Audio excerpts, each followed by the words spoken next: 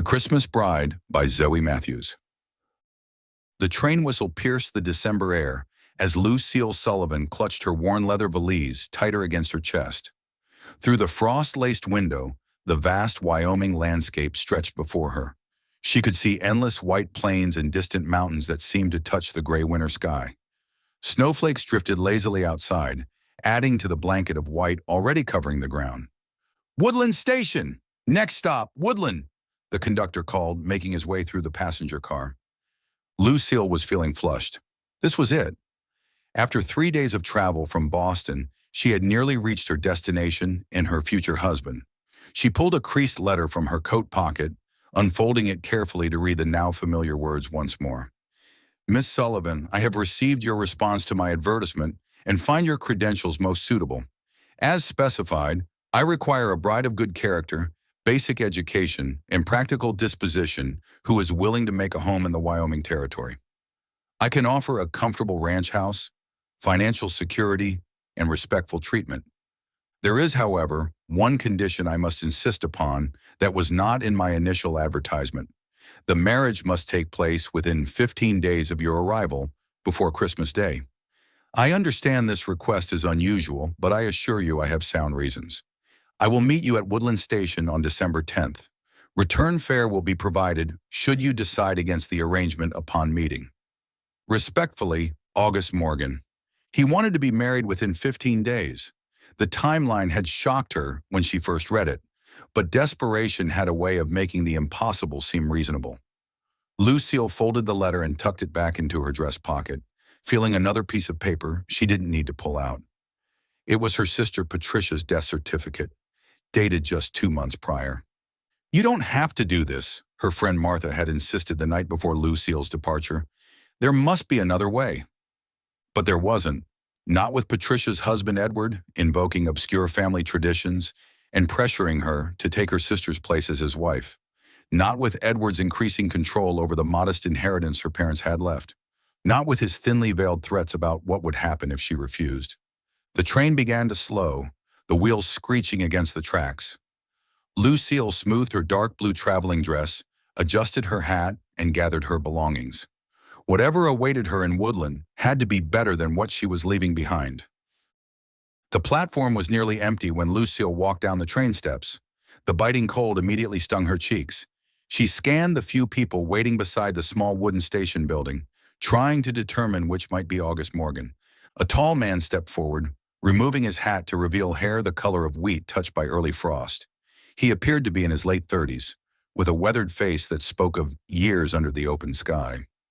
"Miss Sullivan," his voice was deep but gentle. "Yes, I am Lucille Sullivan. And you are Mr. Morgan, I presume?" "Yes, ma'am. Welcome to Wyoming." He offered a slight bow of his head. "I hope your journey wasn't too difficult." "It was long but uneventful," Lucille replied, studying him. His eyes were a striking blue against his tanned skin, and though his frame was lean and strong, she noticed a certain carefulness in his movements, as if conserving energy.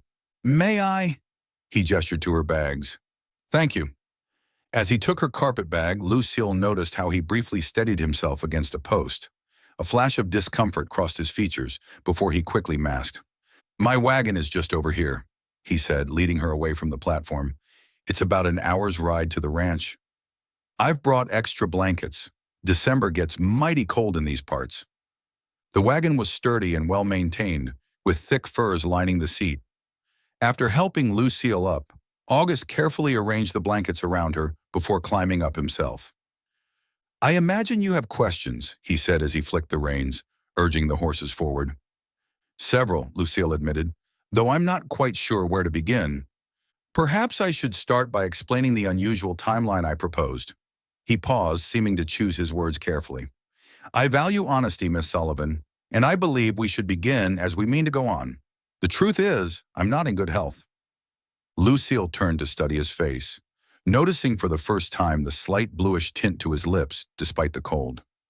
"The doctor calls it heart failure," August continued, his voice matter-of-fact. "I've been managing it for some time, but it's worsening. I don't say this to alarm you, but to explain my urgency." He glanced at her. "I'm not looking for a nurse, Miss Sullivan. I'm looking for someone who can provide stability and care for my family when I no longer can. Your family? Lucille asked, confused. His advertisement hadn't mentioned children. My niece and nephew, August explained. Lily is 8 and Matthew is 6.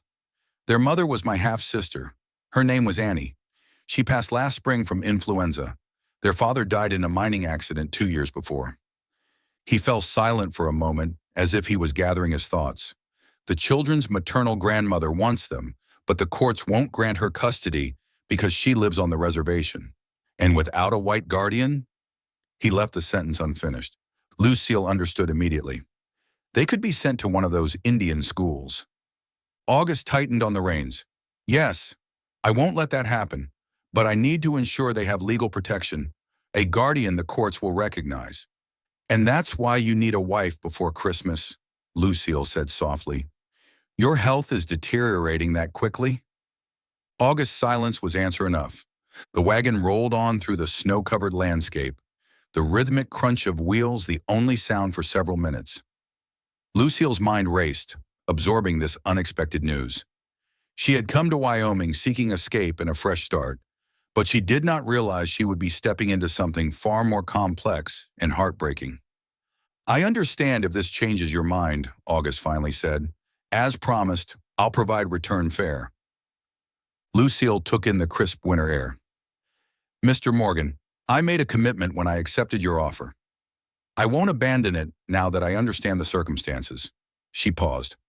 In fact, knowing the truth only confirms that I've made the right decision. August turned to look at her fully then, surprise and something like relief crossing his features. Are you certain? I am, Lucille said, more confidently than she felt. I came west seeking a new life and to make a difference. It seems I've found it. As the wagon crested a hill, a sprawling ranch came into view in the valley below. A large 2-story house with a wide porch stood at its center, smoke curling from 2 chimneys. Several outbuildings and corrals surrounded it, and in the distance, cattle dotted the snowy fields. Welcome to Morgan Ranch, August said, a note of pride in his voice despite the somber conversation. It's not much by Eastern standards, but it's beautiful, Lucille interrupted sincerely. As they approached the house, the front door burst open. 2 small figures raced down the porch steps, followed by an older woman bundled in a thick shawl. Uncle August, called a little girl, her dark braids flying behind her. Is she here? Is she here? Despite the gravity of her situation, Lucille couldn't help but smile. Whatever came next, she was exactly where she needed to be. After a few days of settling in, one of the children approached her, shouting with excitement, Miss Lucille! Miss Lucille! Watch me! Lucille looked up from where she was kneading dough on the kitchen table to see Matthew spinning in circles in the middle of the floor, arms outstretched, until he collapsed in a giggling heap. Very impressive, Lucille laughed, wiping flour from her dress. But perhaps save the spinning for outside? Mrs. Cooper won't appreciate knocked-over furniture. It's too late for that warning, came a dry voice from the doorway. Martha Cooper, the housekeeper who had worked for August for the past decade, entered with an armful of freshly folded linens. Although initially cool toward Lucille, the older woman had warmed considerably as they both got to know each other.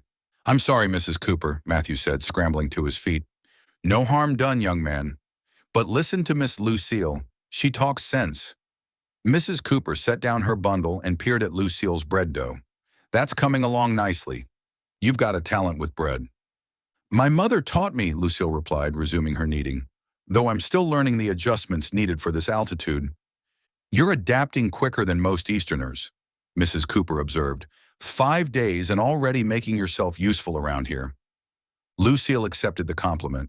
Since arriving at Morgan Ranch, she had thrown herself into learning its rhythms and routines. The faster she understood how the household operated, the better prepared she'd be for after. Though she tried not to dwell on it, August's condition was impossible to ignore. She'd noticed his shortness of breath after even mild exertion, the way he sometimes paused mid-sentence to steady himself, even the frequent rests he required. Where's Lily? Mrs. Cooper asked Matthew, who was now attempting to walk on his hands against the wall. She is with Uncle August in his study, the boy replied before toppling over.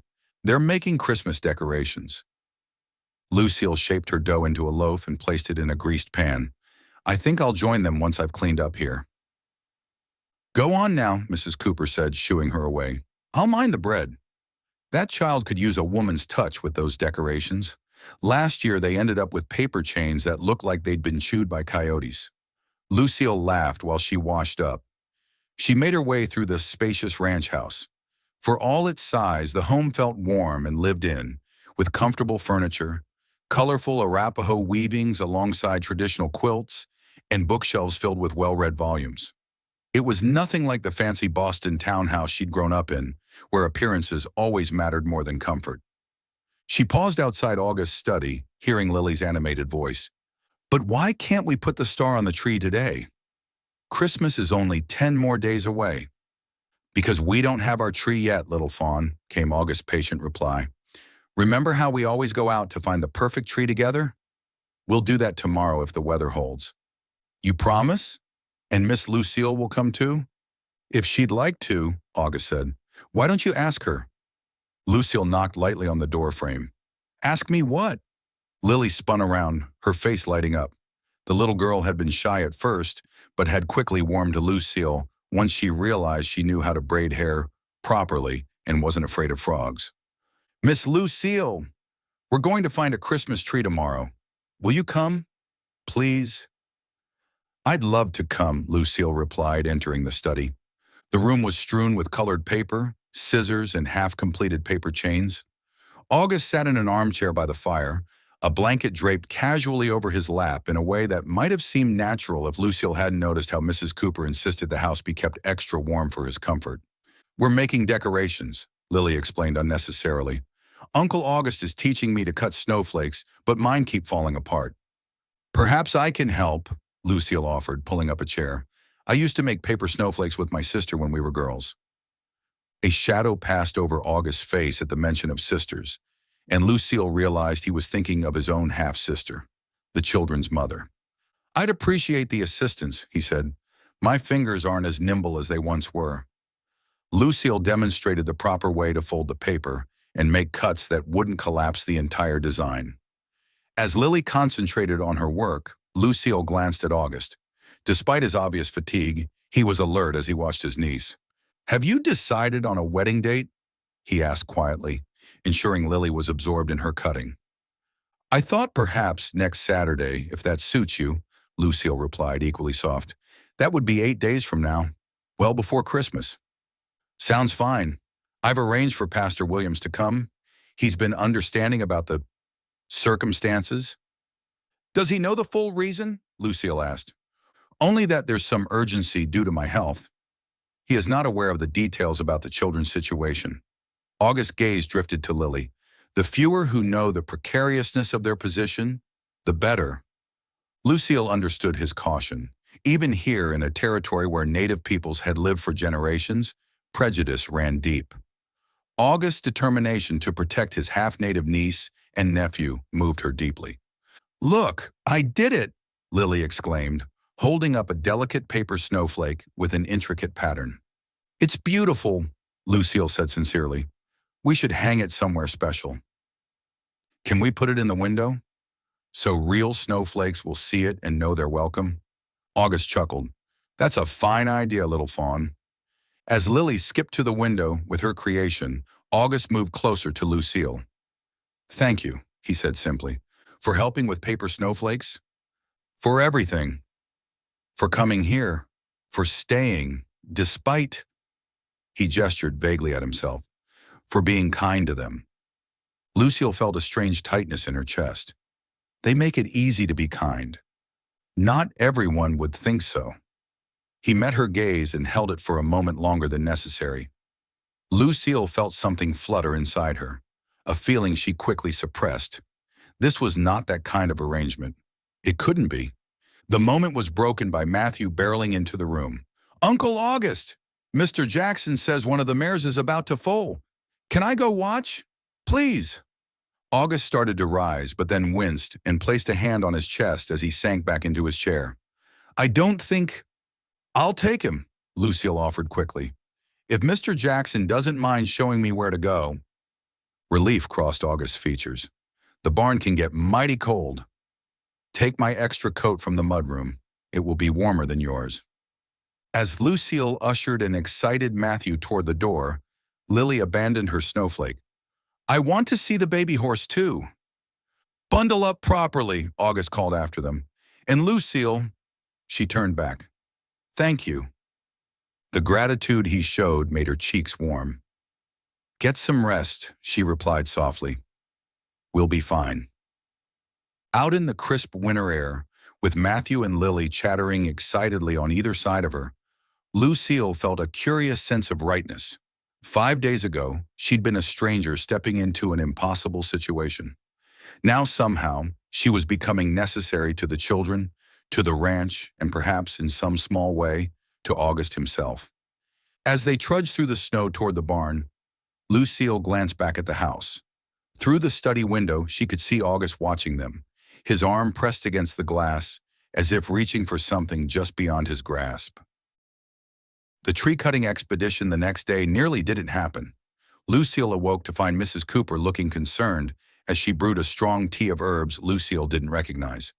He had a difficult night, the housekeeper explained in hushed tones as she worked in the kitchen. I found him in his chair at dawn. He said he couldn't lie flat without feeling like he was drowning. Lucille's stomach twisted with worry. Should we send for the doctor? Mrs. Cooper shook her head. Doc Jenkins comes from Woodland when he can, but he's the only physician for 50 miles. August won't hear of bothering him unless it's dire. She poured the steaming liquid into a mug. This helps sometimes. His sister taught me to make it. It's an old Arapaho remedy. Is there anything I can do? Lucille asked. Keep the children occupied.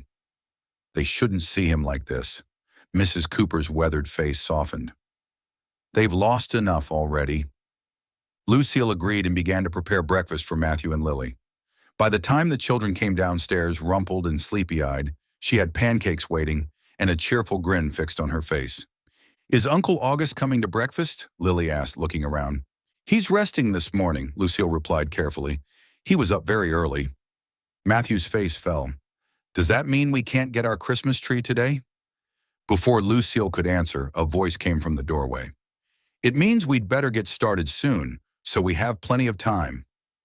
August stood there, pale but dressed, but he was clearly making an effort to appear stronger than he felt. Mrs. Cooper shot him a disapproving look, but he just winked at her. Your tea works wonders, Martha, he said, taking a seat at the table. Now, who wants to tell me about their plans for this tree we're looking for? As the children eagerly launched into animated descriptions of their ideal Christmas tree, Lucille exchanged a glance with Mrs. Cooper. The older woman gave a slight shrug as if to say, there's no stopping him when his mind's made up. After breakfast, they bundled up for the expedition. August insisted on driving the sleigh himself, though Lucille noticed he allowed the ranch foreman, Mr. Jackson, to hitch up the horses. The children bounced with excitement as they climbed aboard, and even Lucille felt a childlike thrill at the jingle of bells attached to the horses' harnesses.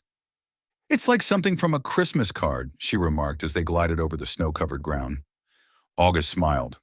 Wait until you see where we're going. He guided the sleigh away from the ranch buildings and toward a stand of pines nestled in a protected valley. The day was clear and cold, the winter sun casting long blue shadows across the pristine snow. Matthew and Lily sang Christmas carols at the top of their lungs. When they reached the pine grove, Lucille gasped. The trees stood like sentinels, their branches heavy with snow, creating a magical winter wonderland. It's beautiful. I've been coming here for Christmas trees since my father's time, August said as he carefully climbed down from the sleigh. Lucille noticed that he paused, bracing himself against the seat before straightening. There's always the perfect one waiting, if you know how to look. The children exploded from the sleigh, dashing between the trees with shouts of, this one, and no, this one. August followed more slowly, carrying an axe. Lucille fell into step beside him, ready to offer support if needed, though careful not to make it obvious. They're happy you're here, August said quietly as they watched Matthew and Lily inspect a particularly full pine. I'm happy to be here too, Lucille replied, surprising herself with how true the words felt. August studied her face. Even knowing what you're walking into? Perhaps especially because of that, she admitted. In Boston, I felt purposeless. Here, I know exactly why I'm needed. A complex of emotions crossed August's face. I wish we had more time, he said softly. I think we might have. He stopped himself, shaking his head. Well, wishing for different circumstances doesn't change them. Before Lucille could respond, Lily came running back. We found it. The perfect tree. Come see. The perfect tree turned out to be a beautiful blue spruce, about 7 feet tall, with symmetrical branches and a straight top, perfect for a star. August circled it appraisingly. Fine choice, he declared. Now stand back while I... Mr. Jackson said he'd help with the cutting, Lucille interrupted, remembering the foreman's quiet instruction before they'd left. He made me promise. For a moment, August looked like he might argue, but then he sighed and handed the axe to Lucille. Mr. Jackson is a good man, and too observant for my pride's comfort sometimes. He turned to the children. Why don't you two scout for pine cones while Miss Lucille finds Mr. Jackson? We can use them for decorations.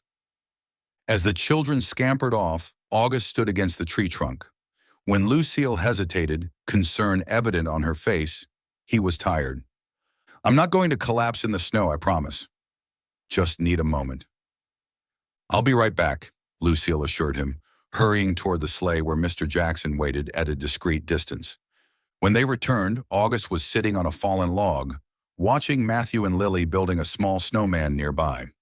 The foreman made quick work of cutting down the tree, and together they loaded it onto the sleigh. The journey home was quieter, the children worn out from their adventure, and August clearly exhausted despite his efforts to hide it.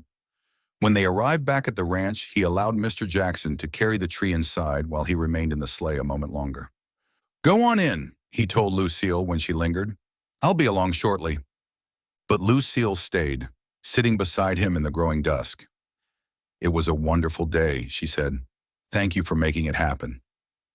August looked at her, snowflakes catching in her lashes and on the woolen scarf wrapped around her auburn hair. You know, he said thoughtfully, I've been so focused on what this marriage will provide after I'm gone, I haven't properly considered what it means while I'm still here. Lucille felt her cheeks warm despite the cold. And what does it mean? That we're truly sharing our lives, however briefly, he replied. Not just making arrangements for the future. His gloved hand moved tentatively toward hers on the seat between them. If that's agreeable to you, Lucille turned her palm upward, meeting his. Very agreeable, Mr. Morgan. August, he corrected gently. If we're to be married in a week's time, perhaps you should call me August. August, Lucille repeated, the name feeling both foreign and right on her lips. Inside the house, a lamp was lit in the window, casting a golden glow across the snow. From within came the sound of children's laughter and Mrs. Cooper's voice directing the placement of the tree. We should go in, Lucille said after a moment. They'll be waiting to decorate. August nodded, but neither moved right away. They were both hesitant to break the fragile bond that had formed. It was a connection neither had expected, but now both valued, aware of how short-lived it might be. The day of the wedding dawned clear and cold, with sunlight sparkling off the fresh snow that had fallen during the night. Lucille stood at her bedroom window, watching the ranch come to life below. The ranch hands were moving between buildings and in the corral. Horses stomped and snorted, their coats thick for winter. A knock at the door pulled her from her thoughts. Come in, she called, turning to find Mrs. Cooper entering with a breakfast tray. I thought you might prefer to eat up here this morning, the housekeeper said, setting the tray on a small table. Wedding day jitters deserve privacy. Lucille smiled gratefully. Thank you, Mrs. Cooper. The older woman hesitated, then pulled something from her apron pocket. It was a small box wrapped in faded but lovely blue silk. I have something for you. It's not much, but a bride should have something special on her wedding day. Touched, Lucille accepted the box and carefully unwrapped it. Inside, nestled on a scrap of cotton, was a pair of delicate silver earrings with small pearl drops. They were my mother's, Mrs. Cooper explained. I never married, so they've been waiting for a worthy occasion. Mrs. Cooper, I can't possibly. You can and you will, the housekeeper interrupted firmly. What you're doing for August and those children, it deserves recognition. Over the past 2 weeks, she had grown fond of the no-nonsense housekeeper who had initially regarded her with such suspicion. Thank you, she said softly. I'll treasure them. Mrs. Cooper then reverted to her practical self. Pastor Williams will arrive at noon. The ceremony's set for 1 o'clock in the parlor. The children are beside themselves with excitement. I had to send them to help Mr. Jackson in the barn just to get some peace. After the housekeeper left, Lucille ate her breakfast slowly, trying to calm the butterflies in her stomach. This wasn't how she had imagined her wedding day as a young girl. There would be no church full of flowers, no white gown with a sweeping train, and no crowd of well-wishers. Instead, there would be a simple ceremony in a ranch house parlor, with a dying man as her groom and 2 orphaned children as witnesses. Yet somehow it felt more meaningful than any elaborate society wedding could have been. At 11, she began to dress in the best outfit she'd brought from Boston. It was a deep green wool dress with velvet trim that brought out her auburn highlights. As she fastened Mrs. Cooper's pearl earrings, she heard voices from downstairs, the stomping of boots and Lily's excited chatter. Curious, Lucille made her way down the stairs to find a snow-covered stranger standing in the entryway, shaking hands with August. The man was middle-aged with spectacles and a beard liberally streaked with gray. At his feet sat a large leather medical bag and a smaller valise. Lucille, August said, spotting her on the stairs, come meet our unexpected guest. This is Dr. Howard Mitchell from Chicago. The snow has stranded him here on his way to Laramie. A fortuitous stranding, I'd say, the doctor remarked. Mr. Morgan was just explaining that I've arrived on his wedding day. I hope my presence isn't an intrusion. Not at all, Lucille assured him, though she wondered privately what this meant for their plans. Welcome to Morgan Ranch, Dr. Mitchell. August turned to Mrs. Cooper. Martha, can you show Dr. Mitchell to the guest room? And perhaps off him some hot coffee? Of course, the housekeeper replied, already gathering the doctor's bags. This way, sir. Mind the puddles. Those children have been tracking snow everywhere. Once they had gone, Lucille moved closer to August. A doctor from Chicago? That's quite a coincidence. More than you know, August said quietly, guiding her into the study where they could speak privately. Once inside, he closed the door and turned to her. Dr. Mitchell isn't just any physician. He's a specialist in heart conditions and is traveling west to lecture at the Territorial Medical College. Lucille's pulse quickened. Have you told him about your condition? Briefly. He's offered to examine me properly after the ceremony. Lucille, I don't want to raise false hopes, but having a heart specialist here today of all days feels like more than a coincidence, she finished for him. August's blue eyes were bright with an emotion she hadn't seen before. It was hope. I've made my peace with what's coming, he said softly, but the thought that there might be... He trailed off, shaking his head. I don't know what to think. Lucille reached for his hand. Then let's not think too far ahead. We have a wedding to prepare for, and afterward, you'll speak with Dr. Mitchell. You're right, August agreed, visibly collecting himself. One moment at a time. Are you still certain about today, even with this unexpected development? More certain than ever, Lucille replied honestly. Pastor Williams arrived half an hour later. The parlor had been decorated with pine boughs and red ribbons, giving it a festive, Christmas air. The children, scrubbed clean and dressed in their Sunday best, could barely contain their excitement. Miss Lucille, you look like a Christmas angel, Lily exclaimed when Lucille descended the stairs in her green dress, her hair arranged in an elegant knot with a few soft curls framing her face. Thank you, sweetheart. You look very pretty yourself, Lucille replied, admiring the child's red dress and neat braids. Uncle August is in the parlor with Pastor Williams, Matthew informed her importantly. He said I'm responsible for escorting you. With solemn dignity, the little boy offered his arm as she fought a grin at his serious expression. I'm honored to have such a handsome escort. The parlor fell silent as they entered. August stood by the fireplace, dressed in a dark suit that emphasized the breadth of his shoulders. Despite his illness, he was very handsome in his dark suit, and Lucille felt a rush at the sight of him. Dr. Mitchell and Mrs. Cooper stood to one side as witnesses, while Pastor Williams waited in the center of the room, prayer book ready. But it was August's expression that held Lucille's attention. The ceremony itself was brief but meaningful. They spoke traditional vows, promising to love and cherish each other in sickness and in health, words that carried extra weight given their circumstances.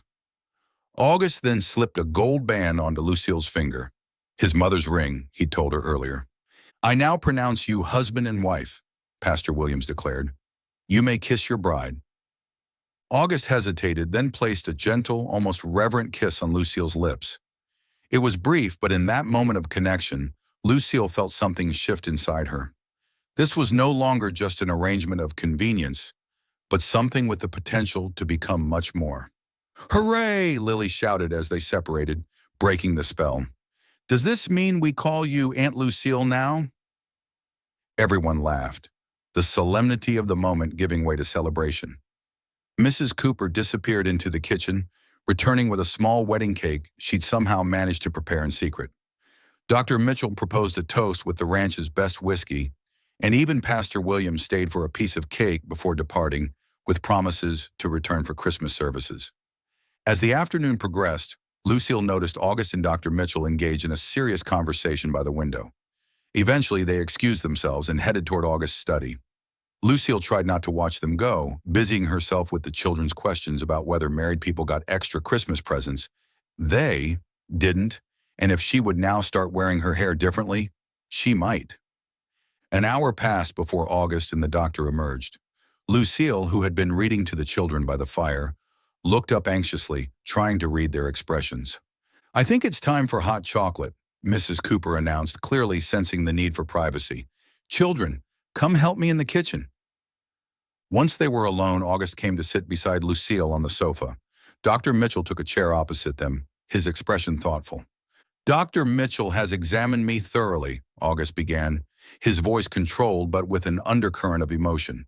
"He's been explaining some new approaches to heart conditions like mine." The doctor understood. "Your husband's condition is serious, Mrs. Morgan, but not necessarily as immediately dire as he's been led to believe. The local physician's diagnosis was correct but incomplete." "What does that mean?" Lucille asked, scarcely daring to hope. "It means that with proper medication, careful management, and some changes to his daily routine, Mr. Morgan could potentially have years ahead of him, not weeks or months." Lucille's hand flew to her mouth. "Years!" "I can't promise anything, of course," Dr. Mitchell cautioned. "Heart failure is unpredictable. But I've had success with a combination of digitalis, certain dietary restrictions, and a regimen of rest balanced with appropriate exercise." August reached for Lucille. "Dr. Mitchell has agreed to stay through Christmas. He's brought medications with him and can instruct Mrs. Cooper and you on their administration." "It's not a cure," the doctor emphasized. "The damage to your husband's heart is permanent, but we can slow its progression significantly." Lucille looked to August, noting in him the same tumult of emotions she felt. Hope flooded over her, mingled with caution. Joy tempered the knowledge that they were still facing an uncertain future, just perhaps a longer one than they'd believed. "This changes everything," she whispered. "Not everything," August replied. "The reasons I asked you here remain valid. The children still need security. The ranch still needs care." He paused, his voice softening. "But perhaps now we have time to build something more than just an arrangement." Dr. Mitchell discreetly excused himself, leaving them alone. In the silence that followed, Lucille realized that the marriage she had entered just hours ago had transformed into something entirely different. It was not a deathbed promise, but a beginning, with all the complexity and possibility that entailed. "I don't know what to say," she admitted. "Neither do I," August confessed. "I've spent weeks preparing for the end, not for more time." His expression grew serious again. "I understand if this changes your feelings about our arrangement. It's one thing to agree to be a guardian after I'm gone, quite another to be a wife to a man who may live years with a chronic condition." Lucille studied their joined hands, her new ring catching the firelight. "When I said my vows today, I meant them," she said quietly. "In sickness and in health wasn't just a formality to me." "Lucille," August began, but was interrupted by the children bursting back into the room with mugs of hot chocolate. "Uncle August, Mrs. Cooper said that we can put the star on the tree tonight since it's your wedding day, Matthew announced. Is that so? August replied, shifting seamlessly from the intensity of their conversation to the children's excitement. Well then, we'd better make it a proper ceremony. As they moved to the Christmas tree with the children, Lucille felt August's hand at the small of her back. His touch spoke of protection, partnership, and possibility. The future that had seemed so prescribed just hours ago now stretched before them, undefined but full of promise. As Lily placed the star atop the tree with August supporting her, Lucille realized that the "until death do us part" she had accepted so solemnly had been transformed from an imminent certainty to a distant horizon. The days leading up to Christmas took on a dreamlike quality for Lucille. With Dr. Mitchell's guidance, the household quickly adapted to a new routine centered around August's treatment. Each morning and evening, Lucille carefully measured drops of the digitalis tincture the doctor had provided. Mrs. Cooper modified meals to reduce salt and incorporated herbs that Dr. Mitchell suggested might help strengthen August's heart. The change in August himself was subtle but unmistakable. Color returned to his face. While he still tired easily, his breathing seemed less labored. He began taking short walks with Lucille each afternoon, weather permitting, and gradually increased the distance as his strength improved. It's like watching a flower unfold toward the sun, Mrs. Cooper remarked to Lucille as they prepared Christmas dinner 3 days before the holiday. Through the kitchen window, they could see August in the yard with the children, supervising as they built a snow fort. He's still ill, Lucille cautioned, not wanting to embrace false hope. Of course he is, the housekeeper agreed pragmatically.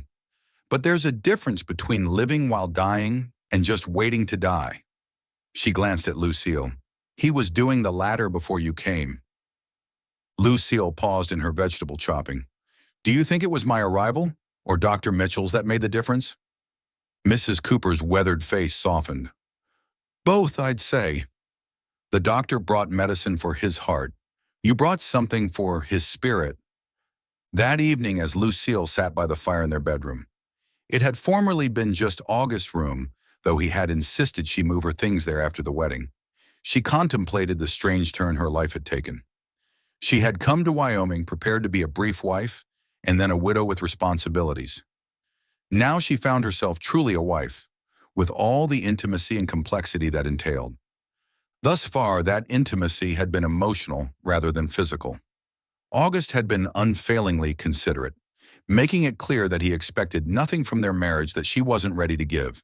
They shared the large bed but maintained a careful distance, though Lucille increasingly found herself aware of his presence beside her at night. A knock at the door interrupted her thoughts. Come in, she called, expecting Mrs. Cooper with evening tea. Instead, August entered, his arms filled with pine boughs and red ribbon. I thought you might like to add some Christmas cheer to our room, he explained, looking almost boyishly uncertain. What a lovely idea, Lucille replied, rising to help him.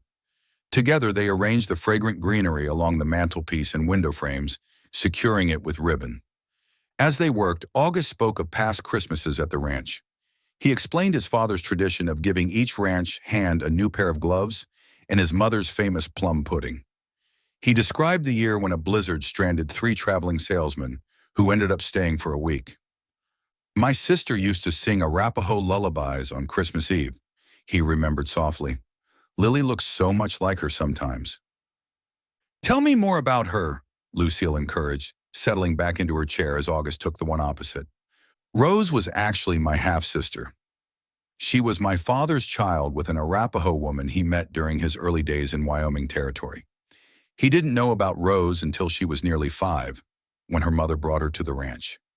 August's expression grew distant with memory. My mother had died the year before, and I think her mother hoped my father would marry her. He didn't, but he acknowledged Rose as his daughter and insisted she live with us. That must have been unusual for the time, Lucille observed. August thoughtfully agreed. Father never cared much for convention. He made sure Rose received an education and taught her ranching alongside me. When she fell in love with a young miner and wanted to marry, Father gave them land at the edge of our property to build a home. His voice faltered. After her husband died in the mine collapse, she moved back here with the children. We had 2 good years together before the influenza took her. Lucille reached across the space between them. She sounds remarkable. She was, August agreed. She would have liked you. They sat in silence for a moment, the fire crackling in the hearth, the scent of pine filling the room. Outside, snow had begun to fall again, dusting the window ledge with a fine layer of white. I've been thinking, August said finally, about what happens now. What do you mean? When I asked you to marry me, I offered security in exchange for your guardianship of the children. The terms were clear because the future seemed clear. He looked up, meeting her gaze. Now everything's uncertain. Dr. Mitchell says I might have years, but he can't say how many or what quality they'll be. It wouldn't be fair to hold you to our original arrangement under these changed circumstances. Lucille felt a cold weight settle in her stomach. Are you saying you want to end our marriage? Of course not, August said quickly. I'm saying I want to give you the choice. You agreed to a brief marriage followed by widowhood and independence. Instead, you're facing years as wife to an invalid. You're not an invalid, Lucille interrupted firmly. Not yet, he conceded. But I will have limitations, good days and bad. The burden of the ranch will fall increasingly on your shoulders. It's not what you signed up for. Lucille studied the strong lines on his face, softened by firelight, and how he watched over her with such concern. Her eyes flickered to his mouth that had briefly, gently kissed her on their wedding day. What if it's what I want now? She asked softly.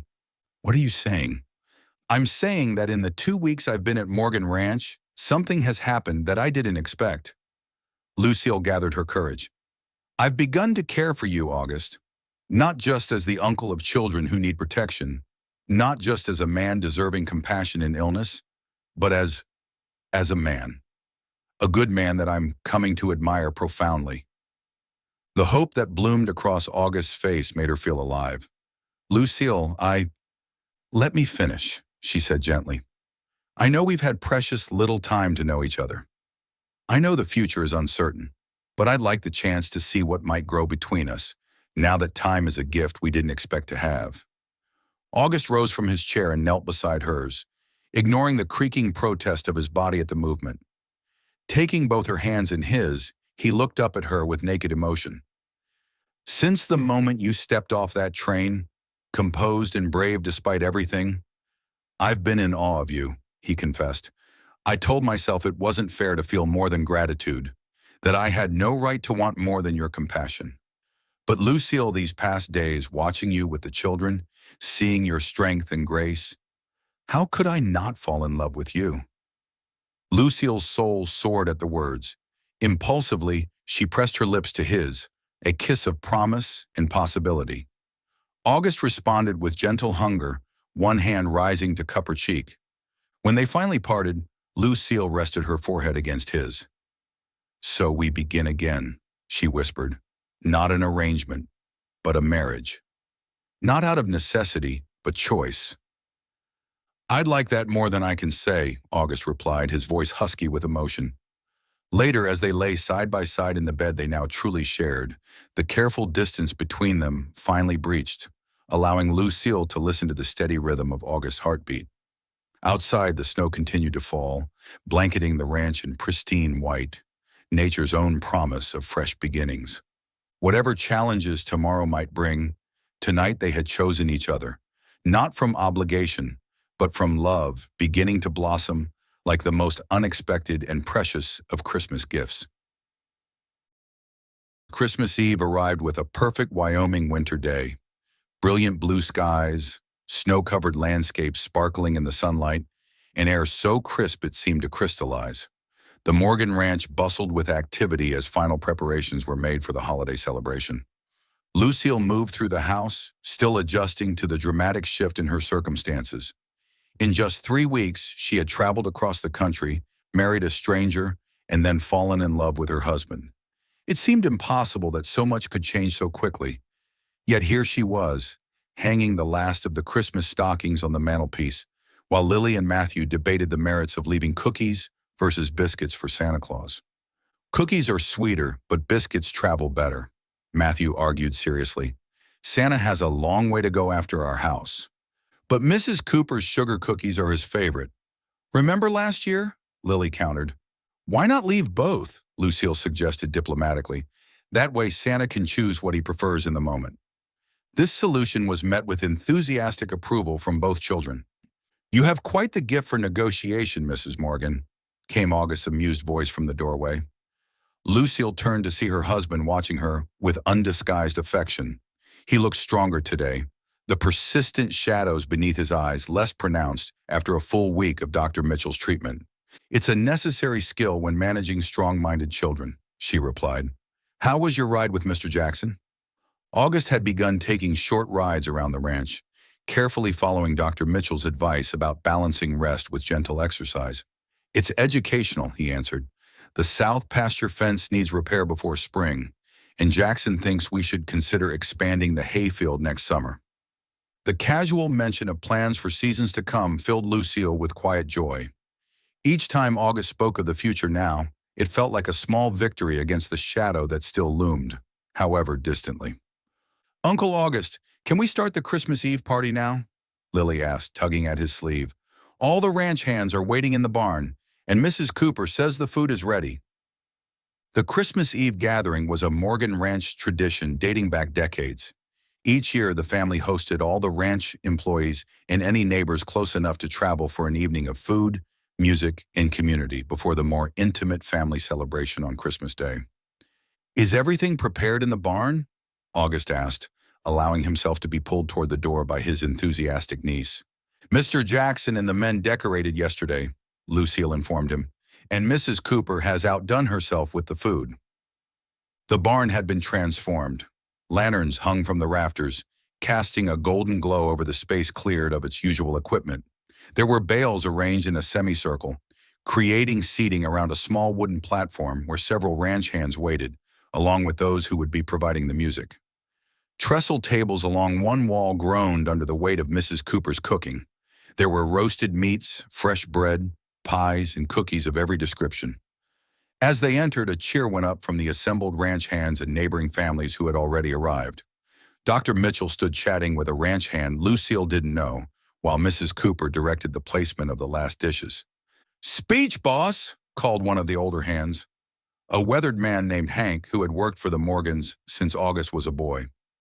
August stepped forward, one arm around Lucille's waist. "Welcome, friends. For those who haven't had the pleasure, allow me to introduce my wife, Lucille." Another cheer rose, along with a few good-natured whistles that made Lucille blush. "Many of you know that this year has brought both sorrow and joy to Morgan Ranch," August continued, his voice growing more serious.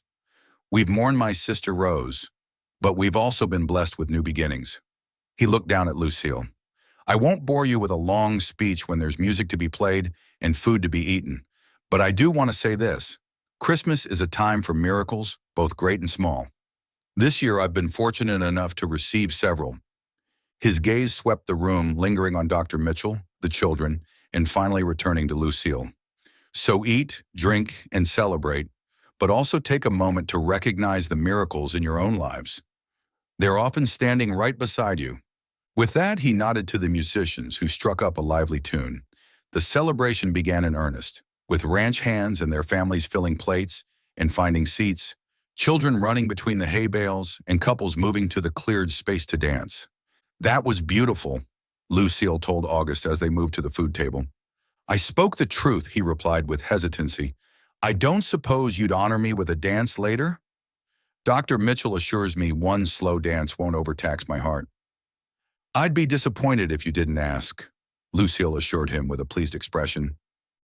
The evening progressed with the warm camaraderie of people who worked the land together. Lucille was introduced to neighboring ranchers and their families, many of whom had known August since childhood. She listened to stories about her husband's youth, such as his first cattle drive at 14, the time he'd broken his arm trying to ride an unbroken Mustang, and his reputation for fair dealing, even in his early days running the ranch after his father's death. "He's a good man, your husband," confided Sarah Jenkins, the doctor's wife from Woodland, who had arrived late with her children. This whole territory was saddened when word spread about his condition. "Yes, he is," Lucille agreed, watching as August sat with Matthew on his knee. deep in conversation with the boy about the wooden horse he'd carved. "And it sounds like Howard's treatment is helping," Mrs. Jenkins continued. "My husband may not have Howard's fancy Chicago education, but he knows enough to recognize a good physician. He says your husband couldn't be in better care." As the evening wore on, the musicians shifted to slower melodies. August approached Lucille as she sat with Mrs. Cooper. "I believe I was promised a dance, Mrs. Morgan." Lucille then allowed him to lead her to the dance floor. August drew her carefully into his arms, maintaining a proper distance, but still close enough for her to feel the warmth of his body. "Are you enjoying your first Morgan Ranch Christmas Eve?" he asked as they swayed to the gentle music. "Very much," she replied, "though I'm still learning everyone's names and connections." "That could take years," August chuckled. "Some of these families and friendships go back to territorial days." "Years," Lucille repeated softly. "I like the sound of that." August's arm tightened around her waist. "So do I." As they danced, Lucille noticed several people staring at them. These people had feared for August, possibly already mourning him. Now they were witnessing something unexpected. Their neighbor was finding joy and perhaps a future they had all thought lost. The dance ended too soon, and August reluctantly released her. "I should pace myself," he admitted, "but thank you for that." The rest of the evening was filled with activity. The children performed a simple nativity play they had practiced with Mrs. Cooper's help. Gifts were exchanged among the ranch hands, such as new gloves, which August said was a tradition. Handmade scarves and jars of preserved fruits were also exchanged. As the celebration began to wind down, with families gathering their sleepy children and hitching up sleighs for the journey home, Lucille found herself standing beside August near the barn door, bidding farewell to their guests. "Tomorrow morning will be just us," August told her as the last sleigh disappeared down the snowy lane. "Family only. You, me, the children, Mrs. Cooper, and Dr. Mitchell." "It sounds perfect," Lucille replied, leaning against his side as they walked back toward the house. The night was clear and cold, stars burning like diamond chips in the black sky. August stopped halfway to the house, looking up at the brilliant display above them. "I used to wonder if Rose could see these same stars from the reservation," he said quietly. "After she married and moved away, I'd look up at night and feel connected to her somehow." Lucille slipped her arm through his. "I like to think she can see them now too, and that she's happy about what's happening here." "I believe she is," August agreed. "She always wanted the children to grow up on this land, to know both sides of their heritage." He turned to face Lucille. "And I think she'd be very pleased with the mother they're gaining." "Mother?" Lucille said. "Isn't that what you're becoming to them?" August asked gently. "You've only been here 3 weeks, but already Lily asks your opinion on everything from hair ribbons to which book to read, and Matthew follows you like a devoted puppy." "I've grown to love them very quickly," Lucille admitted, "but I wasn't sure if you wanted me to take that role so completely." August cupped her cheek. "Lucille, when I placed that advertisement for a mail-order bride, I was looking for a guardian, a caretaker. What I found was so much more." His voice deepened with emotion. "You're not just the children's security anymore. You're their future, our future." Under the vast Wyoming sky, with Christmas just hours away, August pulled Lucille into his arms and kissed her with all the hope and promise that had blossomed between them. When they finally parted, Lucille rested her head against his chest, listening to the steady, precious beating of his heart. "Let's go home," she whispered. "Christmas morning will be here before we know it." Lucille awoke on Christmas morning to the sound of excited whispers outside their bedroom door. Beside her, August was already stirring, having heard the not-so-subtle consultation between Lily and Matthew about whether it was too early to wake the adults. "I think we're about to have company," he murmured, reaching to brush a strand of hair from Lucille's face. Sure enough, a tentative knock came at the door, followed immediately by Lily's voice. "Uncle August? Miss Lucille, is it morning yet? Santa came." August chuckled. "Come in, little ones." The door burst open, and 2 pajama-clad children tumbled into the room, scrambling onto the bed with boundless enthusiasm. Matthew bounced excitedly, while Lily immediately began describing the filled stockings she had spotted hanging from the mantelpiece downstairs. And there are more presents under the tree, Matthew added. Lots and lots. Is that so? August asked, feigning surprise. Well, I suppose we'd better go see what Santa brought, shouldn't we? Yes, the children chorused. Give us a few minutes to get dressed, Lucille told them. Why don't you go wake Dr. Mitchell and Mrs. Cooper? We'll all go downstairs together. This mission was accepted with grave responsibility, and the children dashed off to rouse the rest of the household. August turned to Lucille once they were alone. Merry Christmas, Mrs. Morgan, he said softly, leaning in to kiss her. Merry Christmas, she replied against his lips. Our first of many, I'm sure. They dressed quickly in the chilly room. Lucille in a red wool dress she had purchased in Woodland 3 days earlier, and August in his best shirt and trousers. As they made their way downstairs, they could hear the children's excited voices from the parlor, where the Christmas tree stood surrounded by presents. The entire household gathered around the tree. The children could barely contain themselves as August explained the order of Christmas morning. Stockings first, then breakfast, and then the presents under the tree. The stockings yielded the traditional oranges and nuts, along with small wooden toys August had carved and ribbons Lucille had selected for Lily. Breakfast was a festive affair with Mrs. Cooper's special cinnamon rolls and hot chocolate for everyone. Finally, it was time for the main event, the opening of presents. August and Lucille had spent a late night arranging everything after the Christmas Eve celebration. There were practical gifts, new boots for the children, books, warm scarves, and mittens. But there were also special treasures, a beautiful doll with a real porcelain face for Lily, carved by a craftsman in Laramie, and dressed in clothes Lucille had secretly sewn. Matthew received a miniature ranch set, complete with tiny wooden cattle and horses. This is the best Christmas ever, Matthew declared, as he arranged his new ranch on the parlor floor. Dr. Mitchell presented each child with a small medical kit. Just like mine, but sized for little people.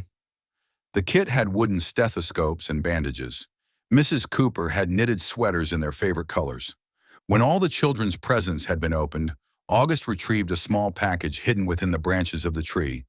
For you, Lucille. The box was small and wrapped in silver paper. Lucille opened it carefully to find a delicate gold locket nestled on a bed of cotton. When she pressed the clasp, it opened to reveal a tiny photograph of August on one side and a lock of light brown hair on the other. The hair is from both children, August explained, so you'll always have your family close to your heart. It's beautiful, she whispered. Help me put it on. As August fastened the locket around her neck, Lucille felt a wave of emotion so strong it nearly overwhelmed her. Just weeks ago, she had been alone in the world, fleeing an unwanted future.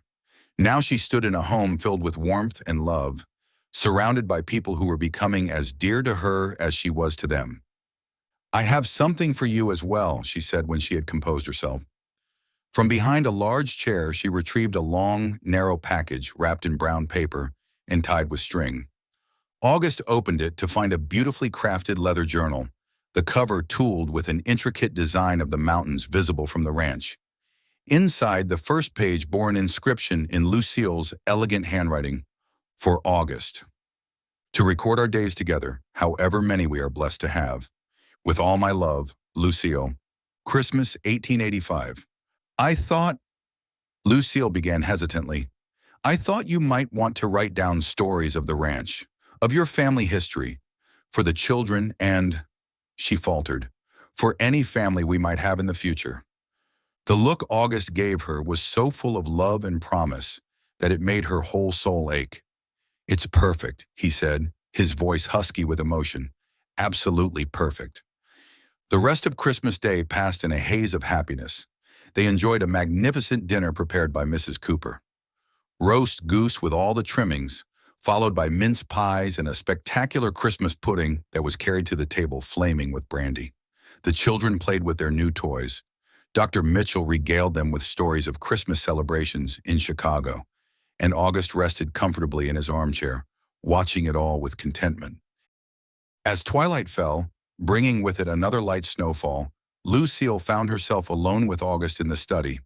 The children had been put to bed, still clutching their favorite new treasures. Dr. Mitchell had retired to write letters in his room, and Mrs. Cooper was finishing the last of the kitchen cleanup. "I have one more surprise for you," August said, rising from his chair with a mysterious look. "Bundle up warmly." Intrigued, Lucille put on her coat, hat, and gloves. August led her through the quiet house and out the back door, where a small sleigh stood waiting, a single horse already hitched. "Where are we going?" Lucille asked as he helped her into the sleigh and tucked a fur robe around her. "You'll see," was all he would say as he took up the reins. They glided through the snow, away from the ranch buildings and up a gentle slope. At the top of the hill, August stopped the sleigh and helped Lucille down. "Look," he said simply, turning her toward the view. Below them, Morgan Ranch lay nestled in its valley, windows glowing with golden lamplight, smoke curling from chimneys into the darkening sky. Beyond it stretched the vast Wyoming landscape, mountains rising in the distance, everything blanketed in pristine snow that reflected the first emerging stars. "It's breathtaking," Lucille said softly. "My father brought my mother to this spot on their first Christmas as a married couple," August told her, standing behind her with his arms wrapped around her waist. He told her that everything they could see was their future together. "I wanted to share it with you." Lucille leaned back against him, savoring his warmth and strength. "It's a wonderful tradition." "I have one more idea for a tradition," August said, turning her gently to face him. From his pocket, he withdrew a small sprig of greenery, and she immediately recognized the mistletoe. "I was thinking that perhaps each Christmas morning at sunrise we might renew our vows, a reminder that every day together is a gift, not to be taken for granted." Tears came down Lucille's face. "Like a second wedding, every Christmas." "Exactly," he said softly. "Starting tomorrow, if you're willing." Instead of answering with words, Lucille rose on tiptoe and pressed her lips to his in a kiss that spoke of commitment, passion, and a future stretching before them like the snow-covered landscape. When they finally parted, August rested his forehead against hers. "Is that a yes, Mrs. Morgan?" "Yes," Lucille whispered. "Tomorrow and every Christmas to come." As they drove back to the ranch house, snow began to fall more heavily, large flakes drifting down from the night sky. Lucille thought about the strange and winding path that had led her here, the grief of losing her sister, and the threat that had driven her west. Then in the marriage she had entered, expecting only a brief obligation, she found lasting love. The Christmas bride had found not just a home, but a soul to match her own.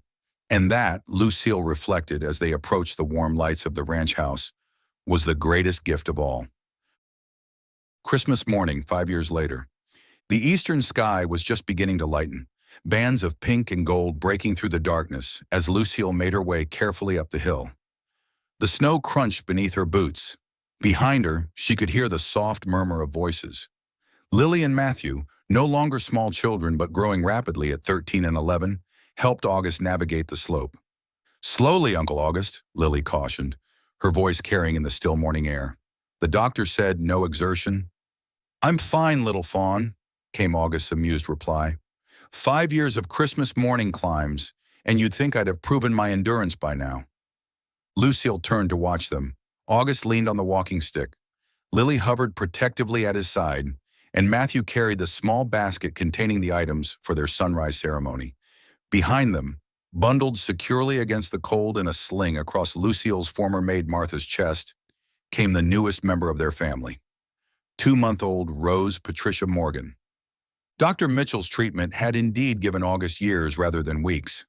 5 Christmases they had celebrated together, 5 sunrise renewals of their vows. His heart remained damaged, requiring medication and careful living, but he had defied all expectations.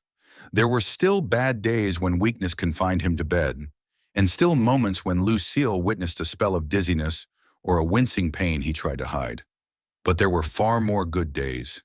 Days of working alongside Mr. Jackson to manage the ranch, of teaching Matthew to ride, and of watching Lily grow into a young lady who beautifully blended both sides of her heritage.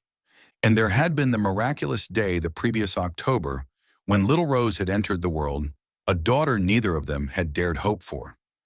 Now as they gathered at the hilltop overlooking the ranch, the first rays of Christmas sun breaking across the eastern mountains, Lucille felt the familiar swell of gratitude that had become the cornerstone of their life together. August reached her side, his breathing only slightly labored from the climb. The years had added silver to his hair, but his gaze when it met hers held the same warmth that had first begun to melt her heart 5 years earlier. "Ready, Mrs. Morgan?" he asked softly. Lucille gestured, adjusting the fur-lined cloak he had given her for Christmas the night before. Martha handed baby Rose to her, and the children moved to stand on either side of them, familiar with their roles in this annual tradition. Matthew solemnly produced the small Bible they used each year. Lily stepped forward with the sprig of evergreen and winter berries that had replaced the mistletoe of that first year. As the sun crested the mountains, bathing them all in golden light, August took Lucille's free hand, noting her original wedding band and the eternity ring he had given her when Rose was born. "5 years ago," he began, his deep voice strong despite the cold, "I made promises to you that I wasn't sure I would live to keep. With these children as our witnesses, and now with our daughter in your arms, I renew those vows with gratitude." The familiar words flowed between them, promises of love and fidelity, of partnership and devotion, and of cherishing each day granted to them. When it was Lucille's turn, she looked from August to the children to the tiny sleeping face of their daughter. "5 years ago, I came to Wyoming seeking safety and found a family instead," she said. "Each Christmas since, we've stood on this hilltop not knowing how many more we might have together. That uncertainty has taught us the most precious lesson. Every day is a gift to be treasured." Her voice caught. "With God as my witness, I renew my promise to walk beside you for however many days we are granted, to love you and our children with everything I have, and to never take for granted the miracle that brought us together." As they had each year, they sealed their renewed vows with a kiss, while Lily and Matthew cheered, and baby Rose, awakened by the noise, blinked up at them with curiosity. The ranch below was stirring to life. Smoke rose from the bunkhouse chimney. Lights appeared in the main house where Mrs. Cooper would be preparing the Christmas breakfast. "Shall we go down?" August asked, his arm around Lucille's waist. "I believe there are presents waiting to be opened." "And Christmas biscuits," Matthew added eagerly. "And the special Christmas pudding Mrs. Cooper has been hiding," Lily said. As they carefully made their way back down the hill, Lucille looked at the family surrounding her. The husband she had come to love deeply, the children who now call her mother, the infant daughter symbolizing hope and the future. Behind them came Martha, who had traveled west the previous year when Lucille's pregnancy was confirmed, choosing to leave Boston permanently to join the household she now considered family. The path had not always been easy. August's health remained fragile, requiring constant vigilance. There had been challenges with the ranch, difficult winters, and the ongoing struggle to ensure the children maintained connections with their Arapaho relatives, while being protected from those who might use their heritage against them. As they reached the house, the smells of Christmas breakfast greeted them: cinnamon and coffee, fresh bread, and bacon. Mrs. Cooper stood at the door and ushered them in from the cold. "Merry Christmas," she said, taking the sleeping Rose from Lucille's arms. "Another year, another sunrise." "Another miracle," August corrected gently, helping Lucille remove her cloak. Later, surrounded by torn wrapping paper and children's laughter, with Rose nestled in her cradle nearby, Lucille opened August's gift. A new page for the locket he had given her that first Christmas. Inside was a tiny portrait of Rose, painted by a traveling artist who had stayed at the ranch the previous month. "For your collection," August said as she admired it, "another heart to carry close to yours." Lucille leaned against his shoulder, watching Lily help Matthew set up the new chess set they had received. Through the window, she could see fresh snow beginning to fall, adding to the Christmas magic. "Next year on the hilltop," she murmured to August, "Rose will be old enough to participate properly."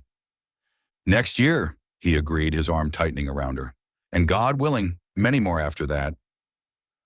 The Christmas bride had long since become simply a wife and mother, but each December 25th, as the sun rose over the Wyoming mountains, Lucille remembered anew the gift she had received 5 years earlier.